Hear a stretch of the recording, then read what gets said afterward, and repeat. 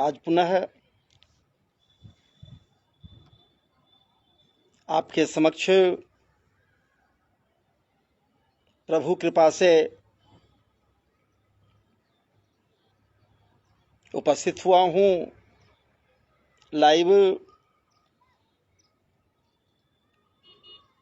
आपके समक्ष निश्चित रूप से कुछ न कुछ कहने के लिए तत्पर,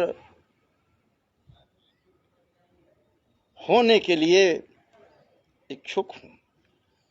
तत्पर हुआ नहीं हूँ, होने के लिए इच्छुक हूँ। लेकिन आप चूंकि हमसे जुड़ेंगे इस आशा से और विश्वास से, निश्चित रूप से आपके समक्ष कुछ न कुछ आध्यात्मिक सनातनीय बातों को रखूंगा और इसीलिए उपस्थित भी हुआ लाइव में। तो आइए हमसे जुड़िए।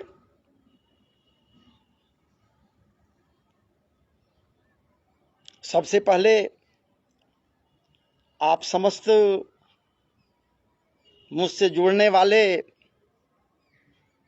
लोगों का वंदन है, अभिनंदन है और खूब खूब महाराज जी स्वागत है।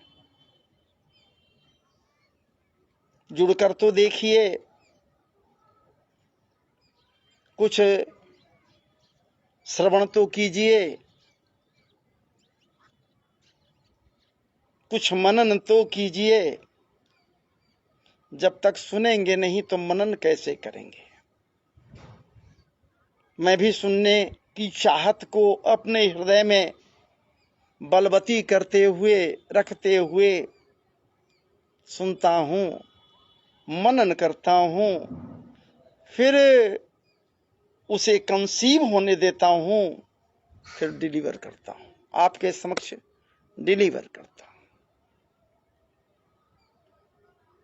तो इस आध्यात्मिक परिवेश में आपको लेकर चलूं, उसके पूर्व हरिनाम संकीर्तन 2 क्षण के लिए। राम नाम की आवाज तो हम लोग लगा लें, उनको याद तो कर लें।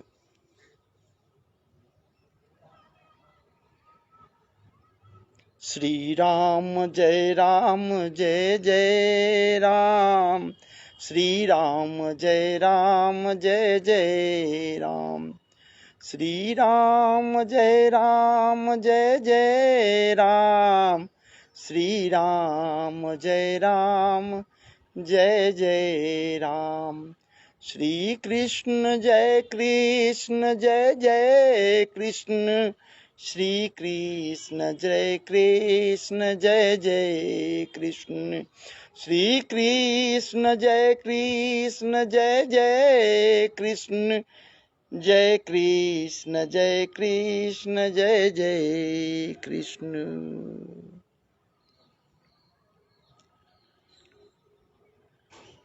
गजाननं भूतगणादिसेवितं कपित्थजम्बूफलचारुभक्षणं उमासुतं शोकविनाशकारकं नमामि विघ्नेश्वरपादपङ्कजं। गणपतये नमः। ओम गणपतये नमः।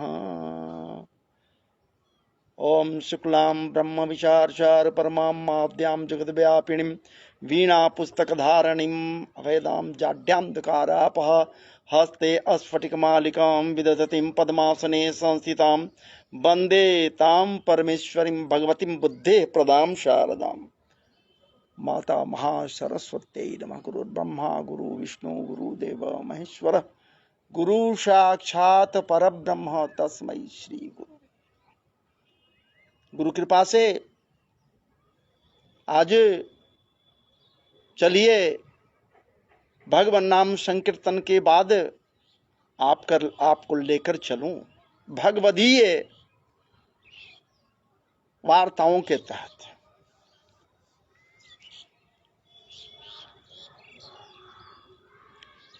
भागवत जी के प्रारंभ में ही एक श्लोक आता है,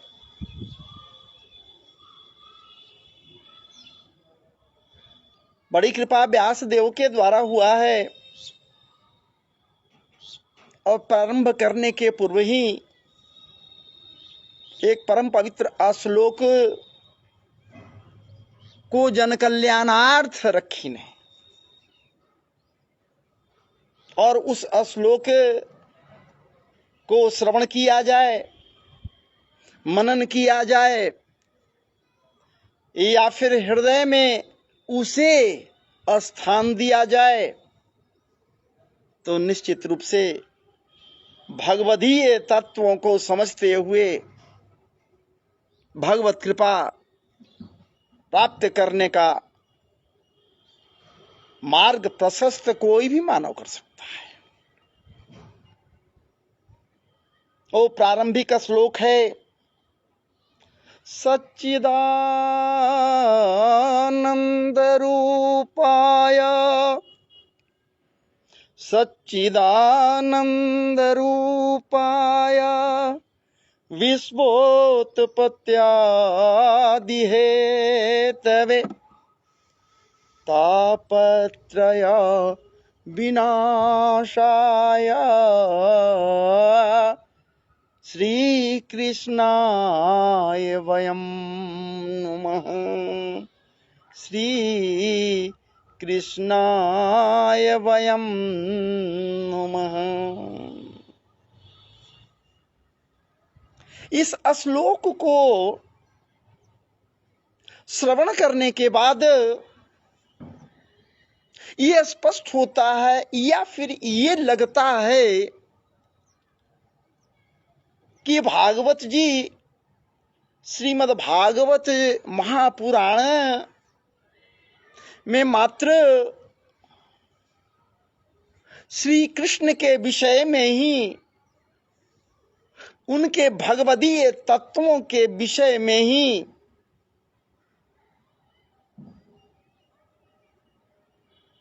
चर्चाएं हैं। क्योंकि श्री कृष्णाय वयं नुमः प्रारंभ आया है जरूर, सच्चिदानंद रूपाय विश्वोत्पत्त्यादि हेतवे तापत्रय विनाशाय श्री कृष्णाय वयं नुमः।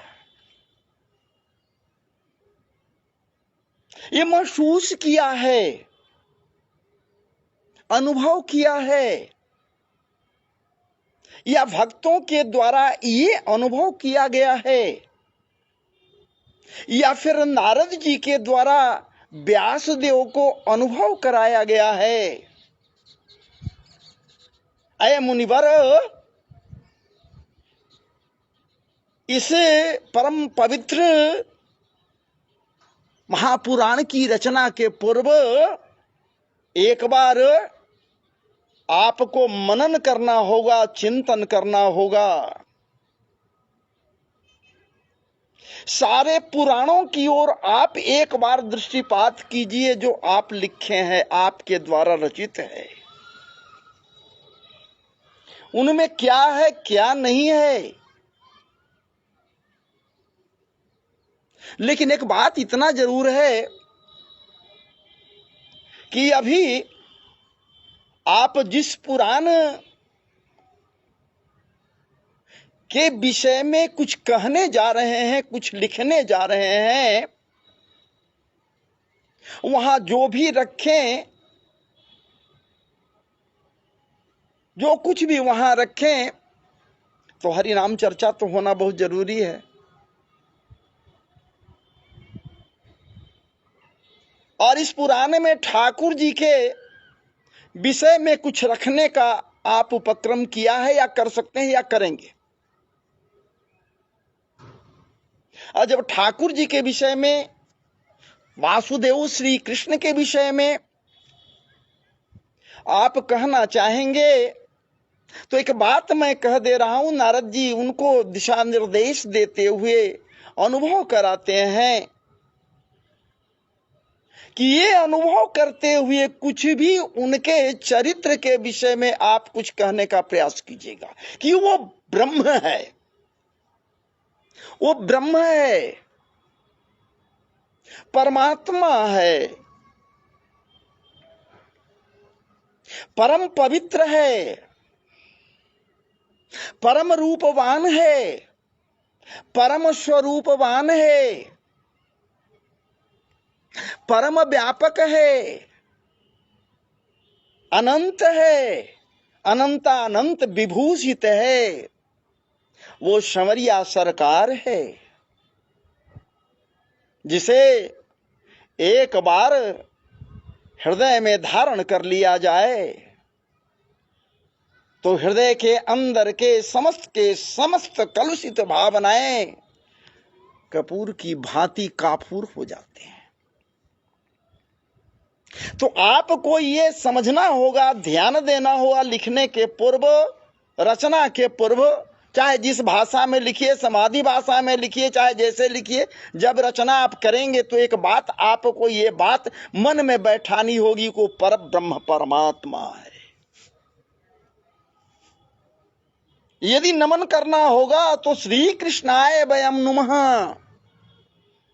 आप वयम शब्द लगा रहे हैं, मतलब कि हम लोगों को, सबको, सारे लोगों को उन्हें नमन करना चाहिए, क्योंकि सतचित आनंद है। भैया सतचित आनंद यदि कोई है तो ब्रह्म है। कौन ब्रह्म? किस ब्रह्म की बात की जाए? कैसा है? उसका रूप कैसा है? स्वरूप कैसा है? तो सच्चिदानंद है, वो सतचित आनंद है, वो ब्रह्म। उसका कोई रूप नहीं होता, ब्रह्म का स्वरूप होता है। इसलिए आप इनमें उस ब्रह्म की अनुभूति कीजिए और तब कुछ लिखिए। इसलिए श्री कृष्ण को सर्वश्रेष्ठ मानते हुए, पर ब्रह्म परमात्मा मानते हुए, इनको पूर्णावतार मानते हुए, ब्रह्म भाव से कुछ कहने के लिए वो तत्पर हुए हैं इस श्लोक के द्वारा। जन कल्याणार्थ और कोई भी इस श्लोक को हृदय में बसाए हुए, रखे हुए, यदि उस ब्रह्म के विषय में जानने की जिज्ञासा रखता है, और रखना भी पड़ेगा भैया, रखना चाहिए भी, क्योंकि ब्रह्म सूत्र का प्रथम सूत्र है अथातो ब्रह्म जिज्ञासा। अथातो ब्रह्म जिज्ञासा,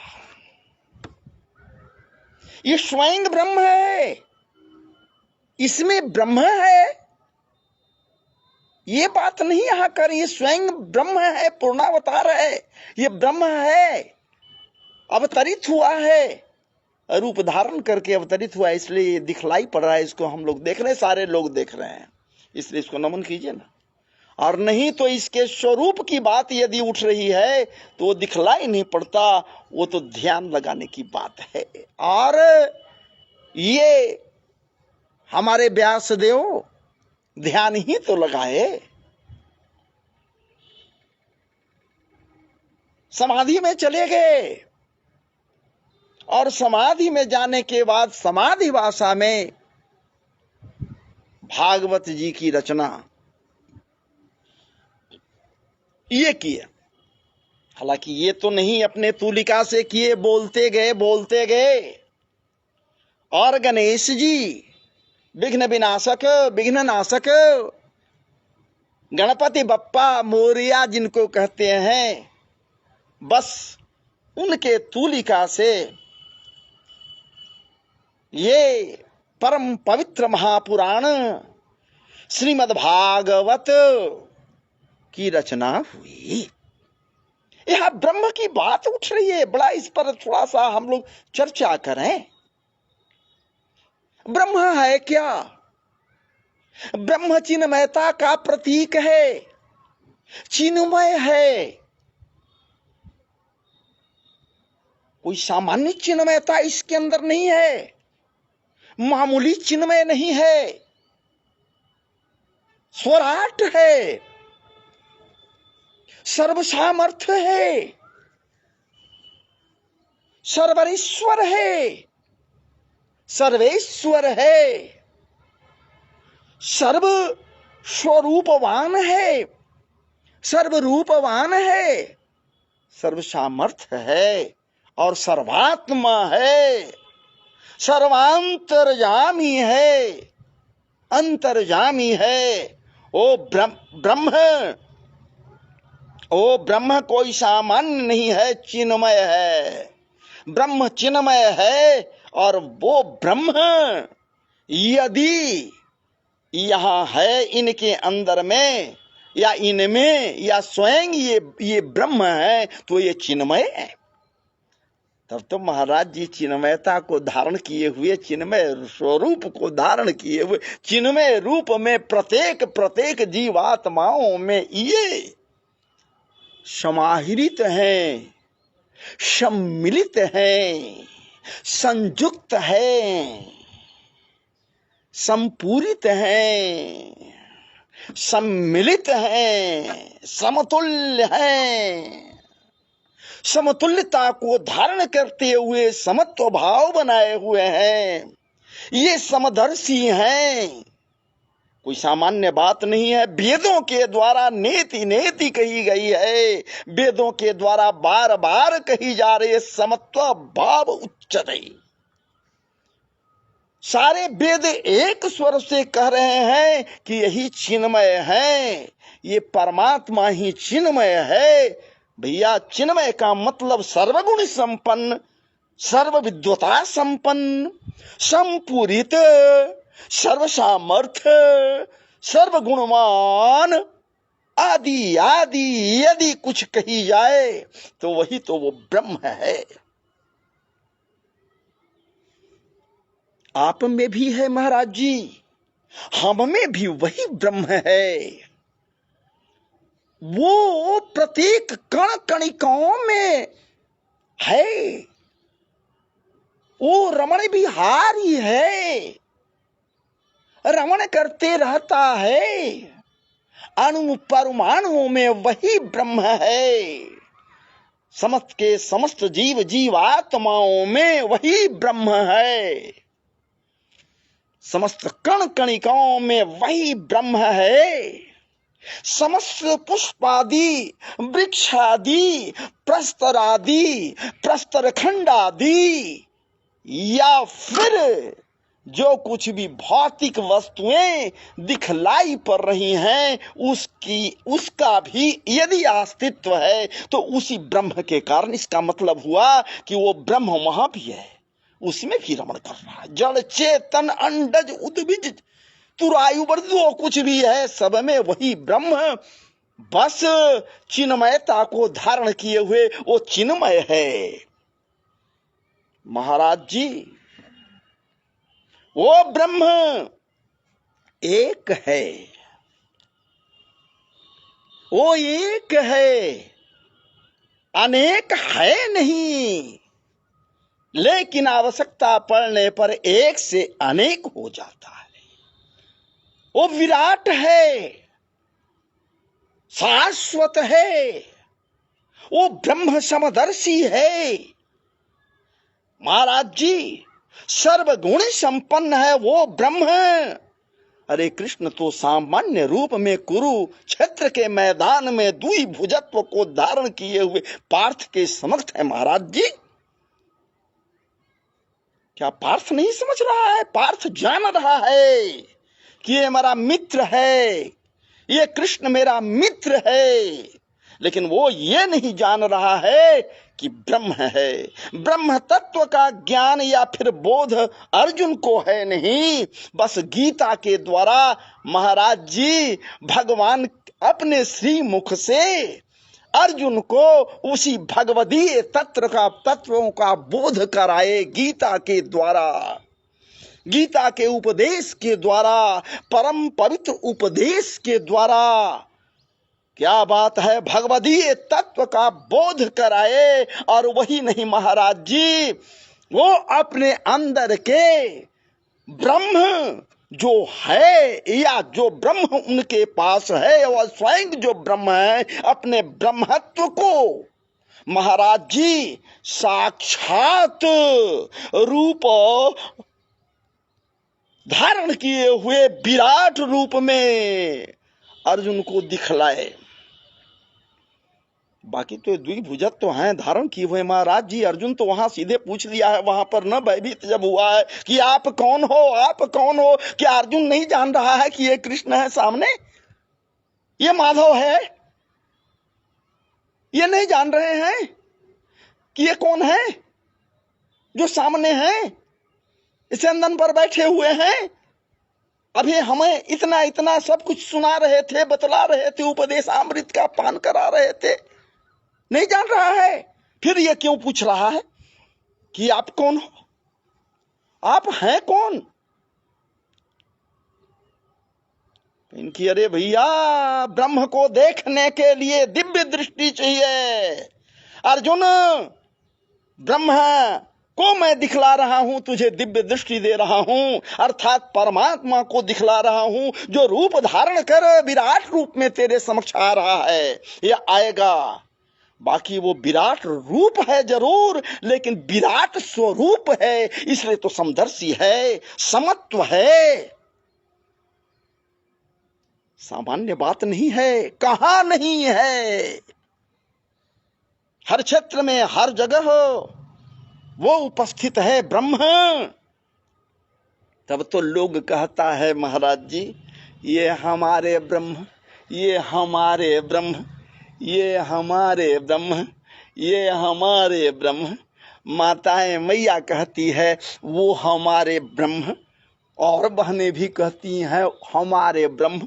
वो माता कहती है, वो मैया कहती है कि ये हमारे ही तो ब्रह्म हैं, ये हमारे ही तो ब्रह्म हैं, ये देव हमारे ही तो हैं, ये देवता हमारे ही तो हैं। वो ब्रह्म एक है, कहने वाले अनेक हैं। जन समुदाय कह रहा है ये हमारे हैं, ये हमारे हैं, ये हमारे हैं। परमात्मा को भी कहता है ये हमारे परमात्मा है, ये हमारे परमात्मा है, ये हमारे परमात्मा है। महाराज जी, ठाकुर जी के विषय में भी यही बात कही जाती है। जिस कृष्ण की बात हुई शुरू में, जिनको वयम नुमः कहा गया, उनके विषय में भी कहने वाला यही कहता है कि ये हमारे संवरिया, ये हमारे कृष्ण, ये हमारे कृष्ण, ये हमारे कृष्ण। माताएं बहनें कहती हैं ये हमारे कृष्ण, गोपियां कहती हैं ये हमारे कृष्ण। उनकी माता देवकी कहीं ये हमारे कृष्ण, जसोदा कहती हैं ये हमारे कृष्ण, वसुदेव कहते ये हमारे कृष्ण, नंद बाबा कहते कहते नहीं आ जाते कि हमारे कृष्ण, अघाते नहीं कहते कहते, और उनके ग्वाल बाल सखा जितने भी हैं ये कहते हैं कि हमारे कृष्ण। कृष्ण तो एक है, कृष्ण एक है, समत्वम समझ लीजिए, समत्व है, समदर्शी है, एक से अनेक रूप धारण करता है, वो ब्रह्म है। लेकिन कहने वाले कहते हैं कि ये हमारे, ये हमारे, ये हमारे, ये हमारे, ये हमारे, वो हमारा, वो हमारा, वो हमारा। क्या वो अनेक है? लेकिन अनेक भी होता है, एक से अनेक भी होता है, लेकिन वहां हम नहीं जाना चाहते। यहां तो ब्रह्म की बात हो रही है। महाराज जी, राम के विषय में भी कहा जाता है कि ये हमारे राम, ये हमारे राम, वो हमारे राम।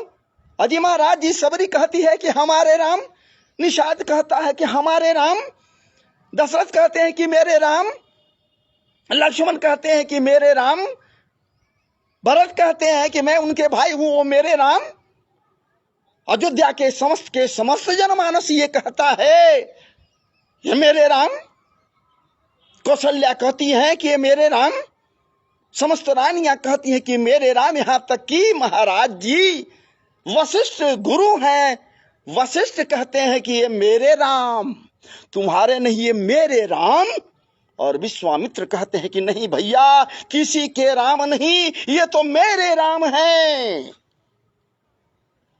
विचार कीजिए, राम एक है, कहने वाले अनेक हैं। वो तो अकेला है राम, वही तो ब्रह्म है, वही तो परमात्मा है। परमात्मा वो ब्रह्म अनेक नहीं रहता, एक ही है, लेकिन वो सबके हृदय में अनेक बनकर रहता है। सारे के सारे जनमानस में अनेक रूप से वो रहता है। उसके प्रति श्रद्धा करने वाले अनेक रूपों में अपने हृदय के अंदर या फिर परम पवित्र हृदय के अंदर के वेदी के ऊपर प्रतिष्ठित किया रहता है। ये मानना पड़ेगा। ब्रह्म की बात उठी है, कोई सामान्य की बात नहीं उठी है। वीडियो लंबा हो जाए उससे फर्क नहीं पड़ता है। आज पहले से बैठे हैं, तय कर करके ब्रह्म की बात उठी है, कोई सामान्य बात नहीं है। आप भी चिन्मय हो, वो भी चिन्मय है, वो भी चिन्मय है, समस्त मैया भी चिन्मय हैं, समस्त बहनें भी चिन्मय हैं, समस्त के समस्त जनमानस चिन्मय हैं। चूंकि चिन्मय का क्या बात है, आश्रय स्थल आपका हृदय है। हृदय रहे या न रहे, आपके हृदय में वो चिन्मयता को धारण करने वाला ब्रह्म है या नहीं है। आप धारण करते हो नहीं धारण करते हो, वहां नहीं जाएंगे, लेकिन आपके हृदय के नहीं, आपके शरीर के कण कण कणिकाओं में, आपके रग रग में, रग रग रगिकाओं में, आपके रक्त के एक एक कतरे में, कण कणिकाओं में वो बलात्, वो ब्रह्म बलात् अवस्थित है। वो बलात् अवस्थित है, वो ब्रह्म। महाराज जी कोई सामान्य बात नहीं है। जन्माद्यस्य जतः दूसरा सूत्र है। जानने के लिए जिज्ञासा रखनी होगी ना। प्रथम सूत्र तो कह रहा है कथा तो ब्रह्म जिज्ञासा, जिज्ञासु बनिए।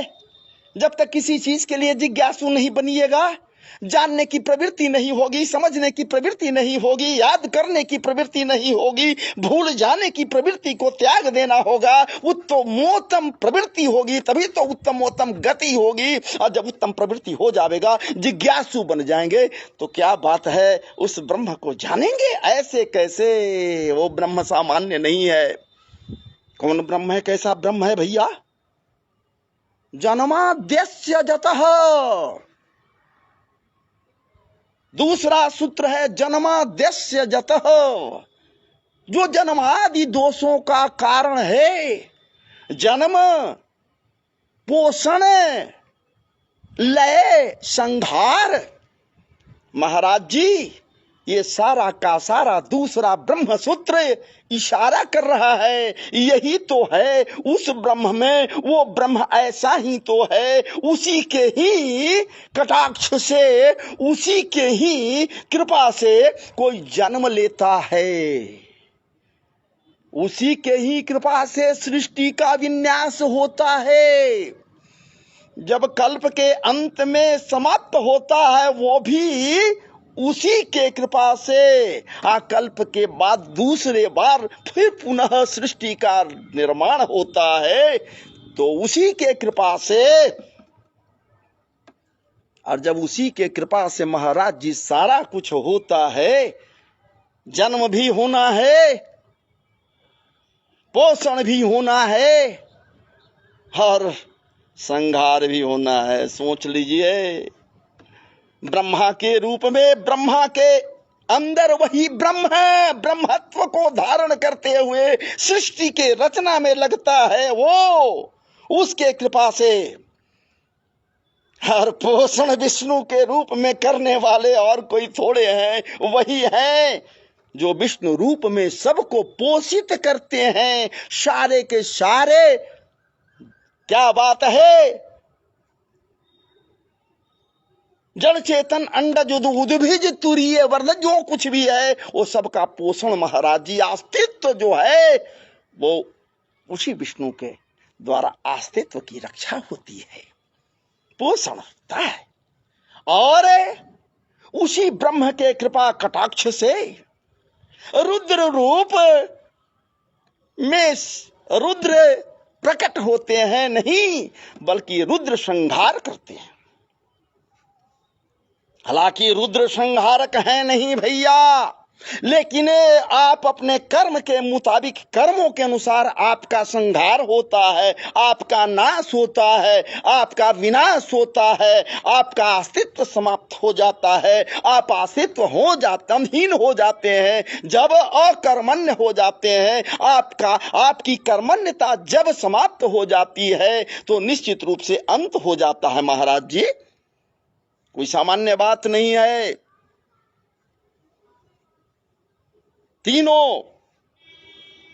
तीनों प्रकार के तापों को समन कर देते हैं। तापों का समन होता है वो ब्रह्म,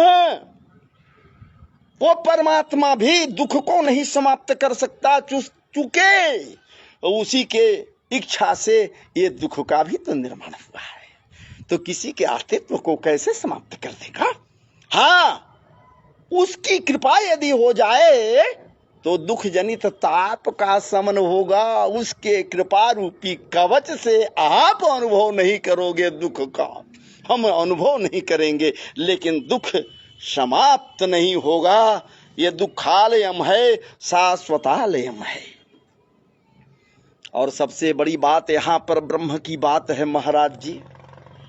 उस ब्रह्म को कोई कुछ कहता है, कोई कुछ कहता है, कोई कुछ नाम दिए हुए है, कोई कुछ नाम दिए हुए है, लेकिन वो ब्रह्म कहाँ कह रहा है कि भैया हमें इस नाम से पुकारो।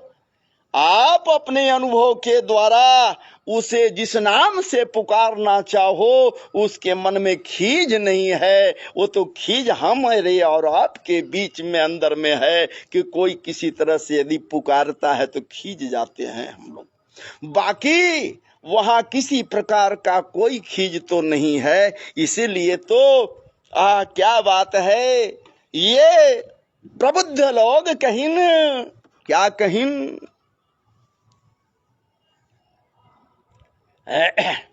यम शिवा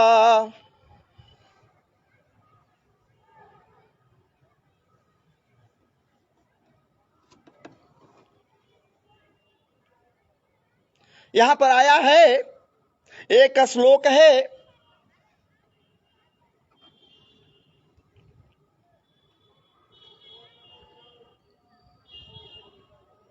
जो श्लोक है यम शिवा, शिव यम शिवा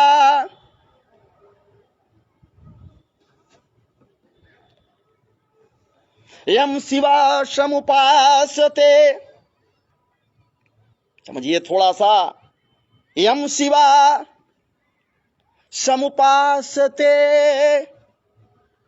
यम शिवा समुपासते शिव इति,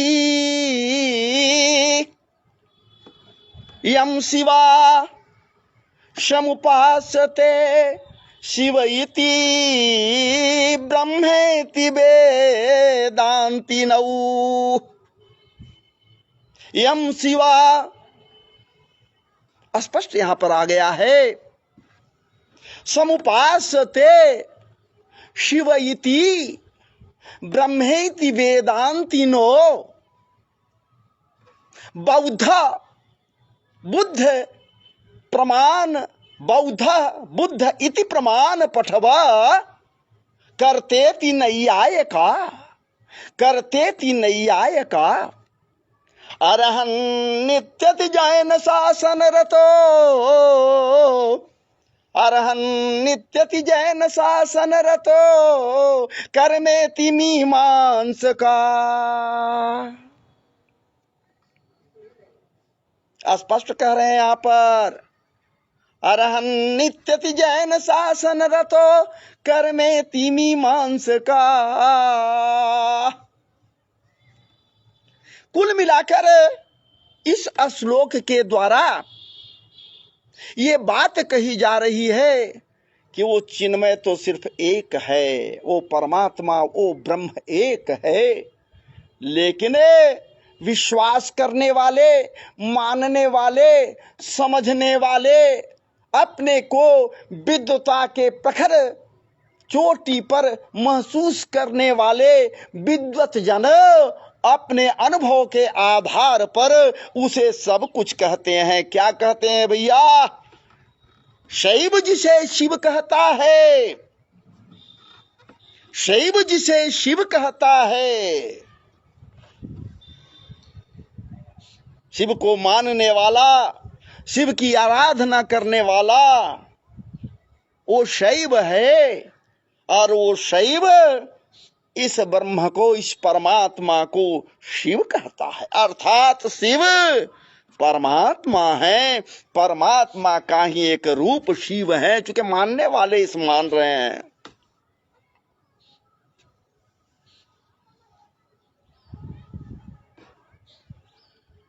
शिव जिसे, शैव जिसे शिव मान रहे हैं। इतना ही नहीं, साफ शब्दों में इसमें आया है, शिव की उपासना करने वाले जो शैव हैं या शैव जो हैं वो शिव की उपासना करते हैं, ये शिव मानते हैं उस परमात्मा को, लेकिन परमात्मा वही है। अब ब्रह्मेति वेदांती न हो, अब वेदांती जिसे ब्रह्म कहता है, वेदांती जो वेद शास्त्र में पारंगत है, वेद का ज्ञाता है, वेद में सारी बातें हैं, वेदों का विस्तार व्यासकीन है, ये बात एक अलग है। संहिता से 4 वेदों में विभक्त कर दीन, 5वां वेद भी इतिहास पुराण को बनाए अब किहिन। तो वेदों के द्वारा भी जो बात कही गई वो ये भी कह रहा है, वेदांती जो हैं, वेद को जानने वाले हैं, वो ये ब्रह्म कह रहे हैं। वेदांतियों के द्वारा ब्रह्म कहा गया, चूंकि ब्रह्म है भी। ब्रह्मेति वेदांति नऊ बौद्ध बुद्ध प्रमाण इति पठव। पढ़कर देखिए, ये प्रमाण मिलता है कि बुद्ध को बौद्ध लोग पर ब्रह्म कहते हैं भी, जिसके अंतरात्मा में सदैव है अहिंसा परमो धर्म। जो अहिंसा को मानता है, अहिंसा को अपने हृदय में विशिष्ट स्थान दिया, अहिंसा के मार्ग पर स्वयं चला और जनमानस को भी चलने के लिए निर्दिष्ट किया, निर्देशित किया और उसे समझाया, बुझाया, जनाया, बताया, कहा आप अहिंसा के मार्ग को पकड़ ले, आप अहिंसा को यदि पकड़ लोगे, अहिंसा के मार्ग पर चलोगे, हिंसा नहीं करोगे, तो ठाकुर जी की कृपा तेरे ऊपर होगा। ये कह रहे हैं कौन? बौद्ध बुद्ध इति प्रमाण पठव। प्रमाण के साथ पढ़िए। प्रमाण के पास साथ ही जो जानकारी मिलती है वो बुद्ध, जो बुद्धिस्ट हैं, जो बुद्ध के द्वारा बताए गए मार्ग की ओर अग्रसर होते हैं, वो बौद्ध कहलाते हैं, बौद्ध कहलाते हैं। ये बुद्ध हैं कौन? बौद्ध कहते हैं कि ये भी ब्रह्म ही ब्रह्म है।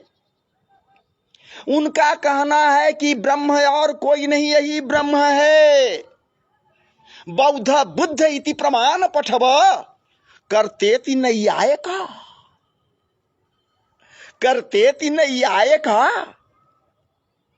महाराज जी, आज जो नैयायिक है, सामान्य से सामान्य कार्यों को करने वाला है, जो करता है, जिसके अंदर में कर्तृत्व छुपा हुआ है या कर्तापने की भावना जिसके अंदर में है, वो कह रहा है क्या? करतेति नैयायिका। वो नैयायिक को ही जो है सो ब्रह्म कह रहा है, परमात्मा कह रहा है। करतेति नैयायिका, करतेति नैयायिका। और आगे आता है अरहन नित्यति जैन शासन रतो, अरहन नित्यति जैन शासन रतो। अजैनी जिसे महावीर कहते हैं। अब विचार कीजिए, आपके अंदर आप महसूस करते हो कि उस ब्रह्म, वो ब्रह्म हमारे अंदर है। कोई महसूस करता कि किसी के अंदर नहीं, वो ब्रह्म तो बाहर है। लेकिन जैनी कहता है कि नहीं, वो महावीर के अंदर में है वो ब्रह्म। वो ब्रह्म और कोई नहीं, वो महावीर है, साक्षात महावीर है। अरहन नित्यति जैन शासन रतो कर्मेति मीमांसक। और कर्म के द्वारा जिन्हें मीमांसा कहा गया, मीमांसा जिन्हें कहा गया वो ब्रह्म है। कहने वाले कह रहे कि नहीं, मीमांसा के अनुसार वो ब्रह्म है, मीमांसा को वो भी ब्रह्म है। महाराज जी, और वैष्णव क्या कह रहे हैं? वैष्णव क्या कह रहे हैं, इस पर भी जरा सोच लीजिए ना। वो दासो हम कह रहे हैं, वैष्णव कह रहे हैं कि दासो हम, वो ब्रह्म परमात्मा है, अखिल ब्रह्मांड नायक है, अकारण करुणा वरुणालय है, मनमथनाथ है वो ब्रह्म। और ये कोई सामान्य ब्रह्म नहीं है, और हम उनके दास हैं, दासो हम। अब आप विचार कीजिए, ब्रह्म तो एक है, ब्रह्म एक है, लेकिन उनको मानने वाले एक नहीं अनेक हैं। और ब्रह्म हर किसी में है, चाहे वो निम्न से निम्न प्रकार के लोग हों, उनके अंदर में भी वो ब्रह्म है। महाराज जी, की रात हूणांग्र पुलिंद पुलकसा आभीर कंका जबना खसा दे अन्य च पापा जदुपाश्रयाश्रय हो शुद्ध्यंति तस्मई प्रभ विष्णवै नमः। उस ब्रह्म की कृपा जब होती है, वो ब्रह्म को जब याद करता है, विष्णु के अंदर जो ब्रह्म है, या विष्णु मैं या ब्रह्ममय जो विष्णु है, उनको जब याद करता है, वो भी महाराज जी की रात हूणांग्र पुलिंद पुलकसा अभीर कंका जवना खसा दे, ये लोग जितने भी सामान्य जन हैं, ये लोग जब याद करते हैं, मैं जात का नाम नहीं ले रहा हूं, जाति नहीं कह रहा हूं, सामान्य जन कह रहा हूं,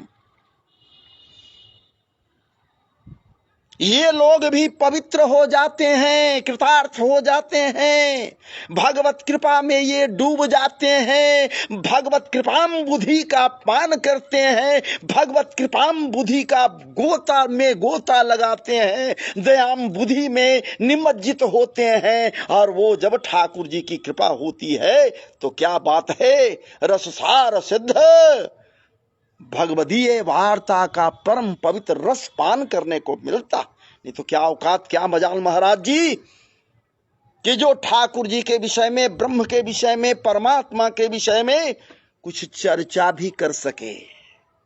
औकात नहीं है कि चर्चा करेगा। चर्चा तो वही कर सकता है जो डुबकी लगाएगा, निमज्जित होगा, नहीं तो जो बौरा डूबन डरा रहा किनारे बैठ। और हमें प्रसन्नता होती है इस बात के लिए आप जुड़ते हैं। आपके समक्ष कुछ कथा प्रसंग को रखता हूं और ठाकुर जी की कृपा हुई है। अभी संभवतः डेट फिक्स हो गया है, लाइव पर मैं आपके समक्ष रख दूं 15 को, तारीख को 15, ये भी 15 जो आ रहा है, इसी 15 को मैं यहां से प्रस्थान करूंगा एक जगह के लिए जहां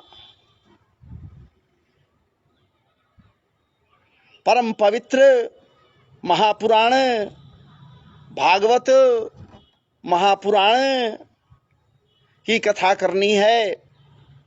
16 तारीख से, यही 16 से जो सामने आ गया, 16 4-5 दिन 6 दिन के बाद 16, इस 16 से कथा शुरू होगा।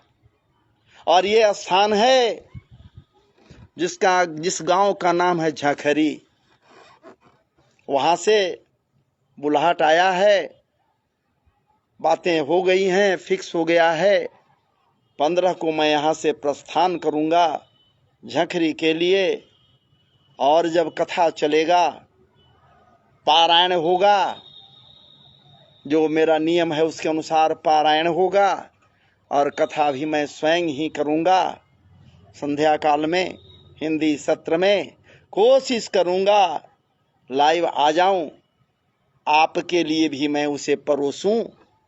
बड़ी स्वादिष्ट व्यंजन है महाराज जी, इतने स्वाद हैं, इतने स्वाद हैं कि जिसके विषय में क्या कही जाए। 12 प्रकार के व्यंजन हैं, 12 इसमें स्कंध हैं, तो 12 प्रकार के व्यंजन हैं महाराज जी। और 335 अध्याय हैं, तो स्वाद कैसा है इसमें? 335 प्रकार का स्वाद है भागवत जी में। और कितने रस है महाराज जी, क्या बात है, कोई सामान्य नहीं। 18 है, आध्यात्मिक परिवेश बनता है। ठाकुर जी स्वयं चले आते हैं भोग लगाने के लिए, तो प्रसादामृत हो जाता है। और उस प्रसाद का आप लोग कोई भी अवगाहन तो वो कृतार्थ हो जाता है। कुछ क्षण के लिए अवरोध हुआ था, लेकिन मैं स्वयं अब आपसे विदा ले रहा हूं। तो अब इंतजार करना है आगे। बीच में मौका मिल गया अभी, तो निश्चित रूप से कुछ चर्चाओं के साथ आपके समक्ष उपस्थित होने का प्रयास करूंगा। और भगवत चर्चा, भागवदीय चर्चा, ये महाराज जी, भागवत जी महाराज, महाराज कह देते हैं हम लोग, लेकिन भगवदीय वार्ता है, भगवदीय भगवती हैं, कोई सामान्य नहीं है। श्री मदत्व संयुक्त, जहां श्री मद लग गया, श्री जू का मद है भागवत महापुराण, इसलिए ये भगवती हैं। श्री मदत्व संयुक्त है, श्री जू का मद है। मद का मतलब सार, मद का मतलब सार, तत्व, महाराज जी, जैसे मधुमक्खी के छत्ते का सार क्या है, उसका मध क्या होता है, उसका मध शहद होता है। बड़ी बड़ी महाराज जी प्रयास करना होता है, तब जाकर उस सार को निकालते हैं, उस मद को निकालते हैं। वो शहद होता है, बड़ी मधुर होता है। तो ये भी सार है, ये मद है। किसका? श्री जू का मद है, प्रिया जू का मद है। किस चीज का मद है? ये कृष्ण प्रेम का मद है। और ये प्रियाजू भगवान वासुदेव श्री कृष्ण जो इनके प्रियतम हैं, इनके प्रेम रूपी अनेकानेक रत्नों को बड़े संजोकर अपने हृदय के मंजूसे में रखकर उसे महाराज जी बंद कर देती हैं, बंद किए रहती हैं। सदैव प्रेम रूपी रत्न को हृदय रूपी मंजूसे में रखकर ये बंद कर देती हैं, बंद किए रहती हैं। लेकिन ठाकुर जी जब ये प्रियाजू अपने भक्तों के आर्तनाद को सुनती हैं, उनके प्रेमातिरेक से ओतप्रोत पुकार को श्रवण करती हैं, ये प्रेम बेहवाला होती हैं, मद से मदत्व हो जाती हैं।